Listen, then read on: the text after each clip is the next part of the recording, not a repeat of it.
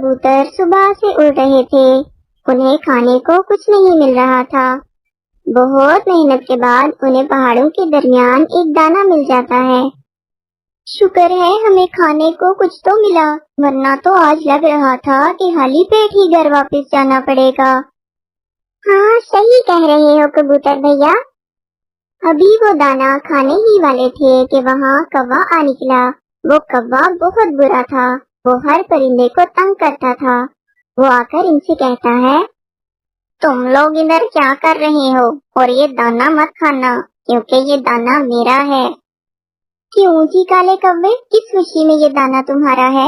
ये हमने पहले देखा है, इसलिए इसे हम खाएंगे। मेरे साथ बहस मत करो। मैं ये दाना रखकर पानी पीने गया था कि आकर इसे खाऊंगा, और तुम दोनों इधर आ पहुँचे। बस इसी बात पे कौवा इनसे लड़ने लगता है और बात हाथापाई तक पहुंच जाती है।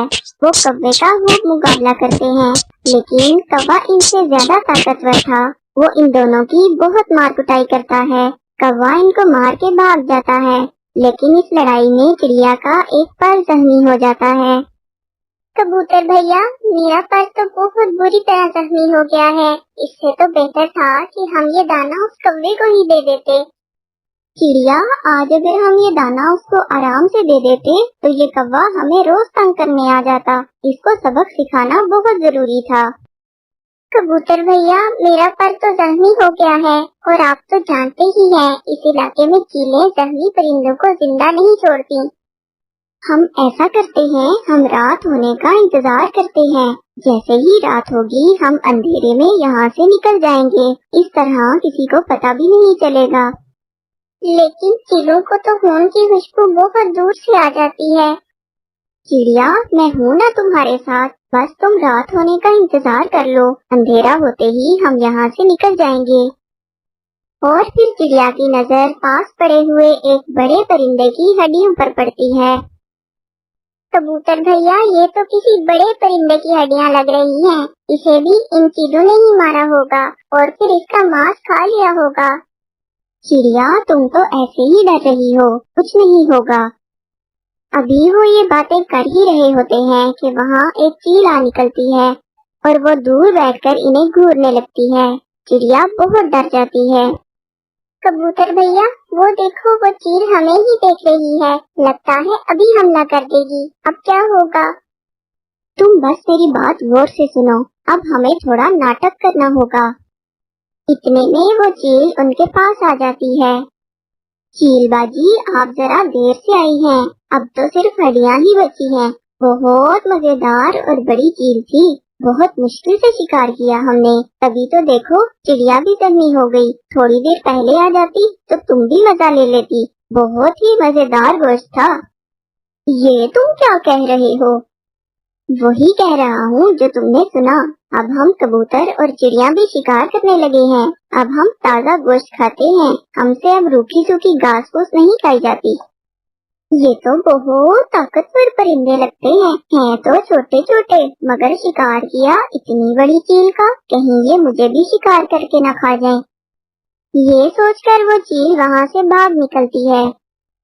बच गए हम कबूतर भैया, हम बच गए।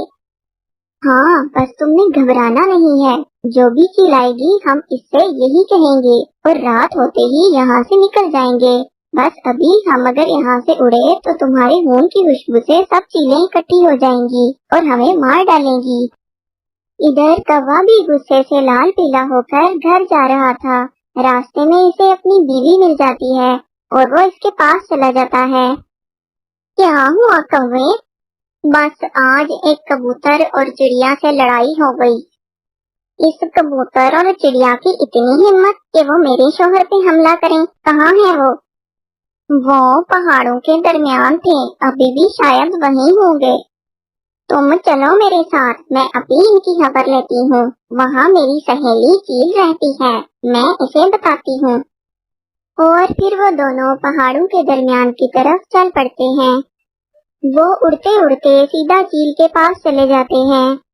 चील बाजी, वैसे तो यहाँ और भी बहुत सी चिलें हैं, मगर मुझे आप ही सबसे ज्यादा अच्छी लगती हैं, इसलिए मैं ये खबर आपको देने के लिए आई हूँ। पहाड़ों के दरमियान एक कबूतर और चिड़िया है।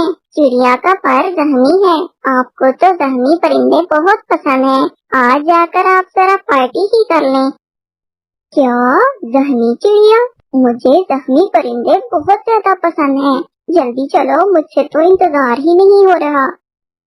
कौवा और इसकी बीवी चील को लेकर वहाँ पहुँच जाते हैं और जरा दूर एक पेड़ पर बैठ जाते हैं। कबूतर और चिड़िया तो वहीं बैठे रात होने का इंतजार कर रहे थे। वो देखे चील बाजी, वो दोनों वहीं बैठे हैं। आप जल्दी से पीछे से जाकर इस चिड़िया को पकड़ लेना। वो तेज नहीं उड़कर भाग सकेगी क्योंकि उसका पर जहनी है और आप आसानी से इसे शिकार करके खा लेंगी।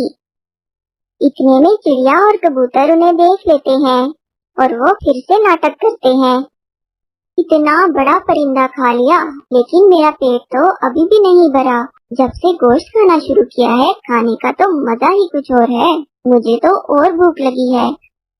बस वो कौवा और कभी आते ही होंगे उस चील को लेकर। वो इस चील को बेवकूफ बना रहे होंगे और वो चील हमें खाने की लालच में यहाँ आ जाएगी। इसे क्या पता कि हम तो खुद गोश्त खाते हैं और हमने तो कितनी बड़ी बड़ी चीलों का शिकार करना सीख लिया है। बस ये सुनने की देर थी कि वो चील डर गई। ये तो मुझसे भी ज्यादा जालिम परिंदे लगते हैं। मेरा तो फिर भी एक शिकार से पेट भर जाता है, लेकिन इनका तो बड़े बड़े शिकार खा के भी पेट नहीं भरता। ये तो मुझे मार ही डालेंगे। और कव्वे और कवि, तुम दोनों की तो मैं बाद में अच्छे से खबर लूंगी। इतना बड़ा धोखा दिया मुझे। ये कहकर चील वहाँ से भाग जाती है। कौवा पीछे से बहुत आवाजें लगाता है, लेकिन चील एक नहीं सुनती। और चील बाजी, बात तो सुने, ये लोग नाटक कर रहे हैं। चिड़िया का पर तो मैंने जहनी किया है और ये हड्डियाँ तो पहले से यहाँ पड़ी हैं। चील बाजी सुने तो।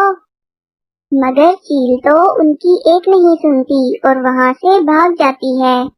ये कबूतर और चिड़िया तो बहुत चालाक निकले। कैसे इस चील को डराकर भगा दिया दोनों ने।